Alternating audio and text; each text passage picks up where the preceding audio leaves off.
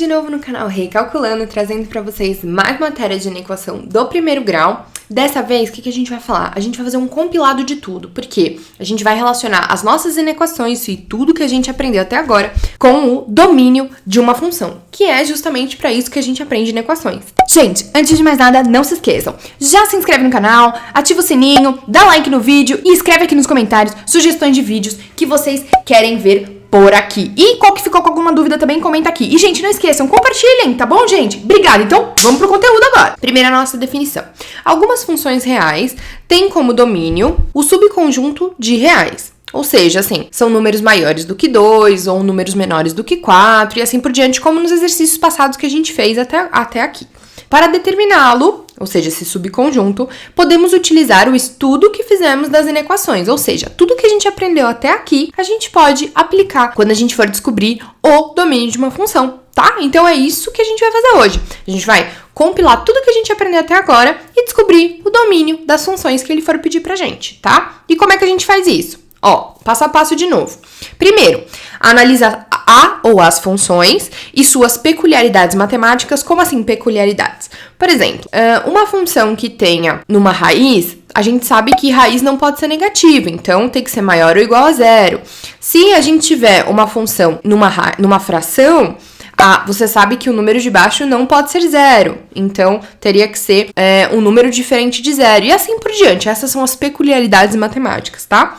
Aí o segundo passo, transformar as funções, ou a função, em inequações e resolvê-las. Então a gente vai resolver, fazer o estudo do sinal e tudo mais, dependendo do jeito que ela for entregue pra gente. Às vezes a gente pode usar inequação produto, ou inequação quociente, inequação simultânea, ou a nossa última, que é a nossa inequação modular. Se você não assistiu nenhum vídeo até agora, eu vou deixar linkada aqui a nossa playlist de inequações e assista, é muito importante para você chegar nesse nível de conseguir resolver o domínio da função, tá? Beleza, e o nosso terceiro passo, por fim, colocar as respostas no varal, quando isso for possível, tá? Porque tem alguns que dá pra gente resolver facilmente, não precisando do varal, e fazer o conjunto de solução. Então, o conjunto de solução vai ter em qualquer momento, tá? Então, o passo a passo é esse. Agora, lógico, vamos para os exemplos. Então, vamos lá. Primeiro exemplo. Determinar o domínio da função dada pela lei y, raiz de x menos 5 sobre 6. Então, vamos lá. Prestem atenção aqui. Aqui a gente não tem uma raiz. Olha a peculiaridade, que no caso seria o nosso primeiro passo.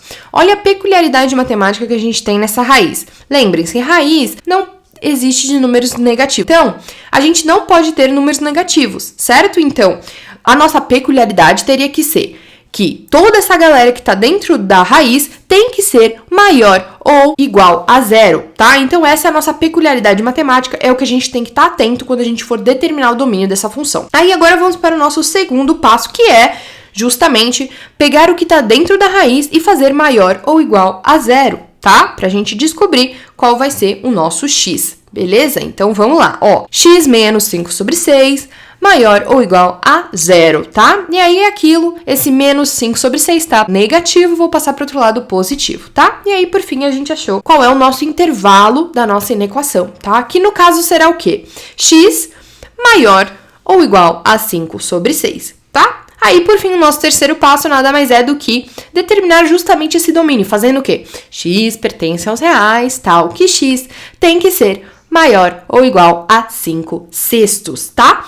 É assim que a gente resolve o domínio de uma função, tá bom? Então vamos para o nosso segundo exemplo, tá? Então, ó, encontrar o domínio da função y igual a raiz de 2x menos 2 sobre x menos 7. Ok, devagarzinho vamos resolver com a inequação o domínio dessa função. Prestem atenção que aí a gente tem uma raiz, certo? No exercício passado a gente falou sobre isso. Quando a gente tem uma raiz, o número que está dentro dela tem que ser maior ou igual a zero. A gente não tem raízes com números negativos, tá? Essa é a nossa primeira peculiaridade matemática. Vamos para a segunda. Prestem atenção que dentro dessa raiz a gente tem uma fração. Então, numa fração, o número de baixo não pode ser zero. Então, x menos 7 terá que ser diferente de zero, certo? Então, são essas nossas peculiaridades matemáticas, que é o que eu vou traduzir aqui no nosso primeiro passo. 2x menos 2 sobre x menos 7 tem que ser maior ou igual a zero. E a segunda peculiaridade, o nosso x menos 7 precisa ser diferente de zero.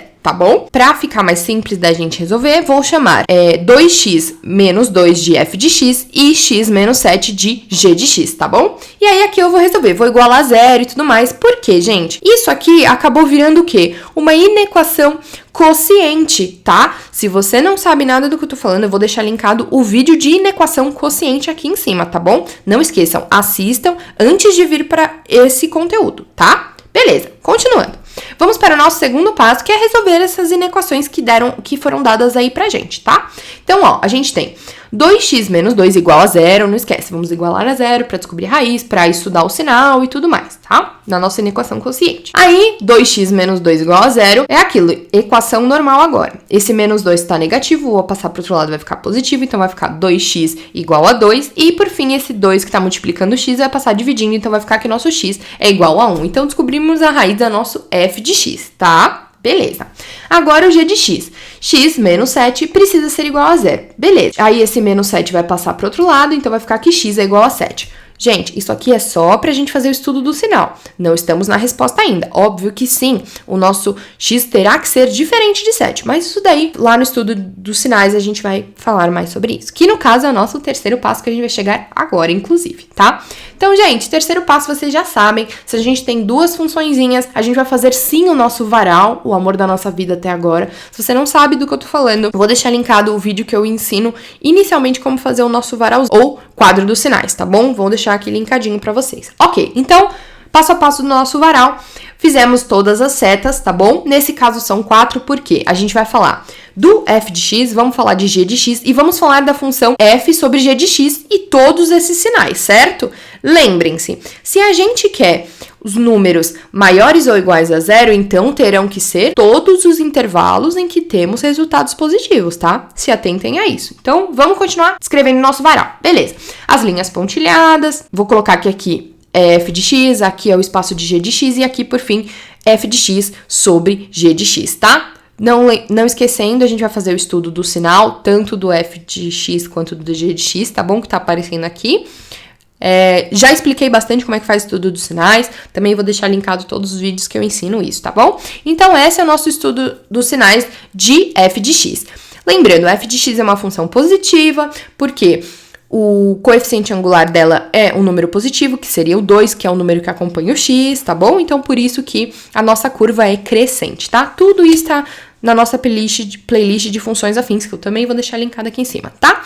Beleza. E aí, fica nessa configuraçãozinha aqui. O que que é isso? Os números que estão à esquerda de 1 são negativos e os números que estão à direita de 1 são positivos. Beleza, isso vai ajudar bastante a gente no nosso varal. Aí agora no g de x, a mesma coisa. É uma função crescente também, porque é o 1 que acompanha o x no x menos 7. E aí é o que a gente vai ilustrar aqui. 7 é a nossa raiz, então.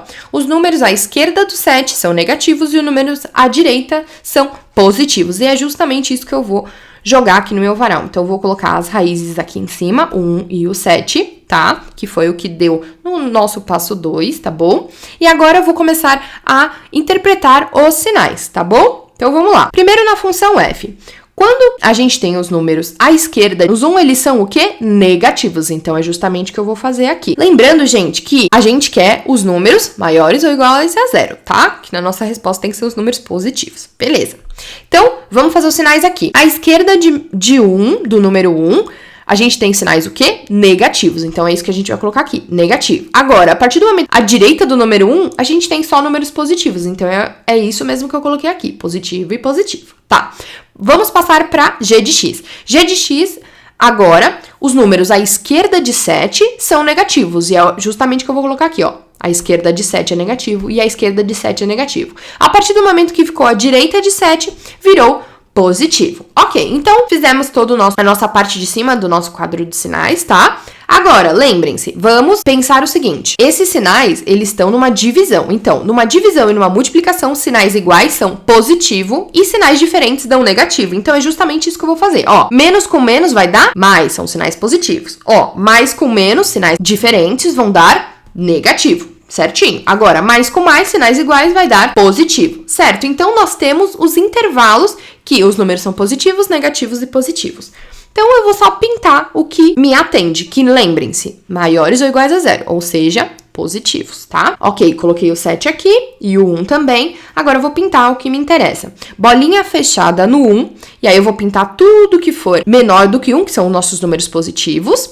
E bolinha aberta no 7, e vou pintar todos os números positivos, que é a direita de 7. Por que bolinha aberta no 7, gente? Lembra aquilo que eu falei pra vocês? Que x precisa ser diferente de 7? Por que precisa ser diferente de 7?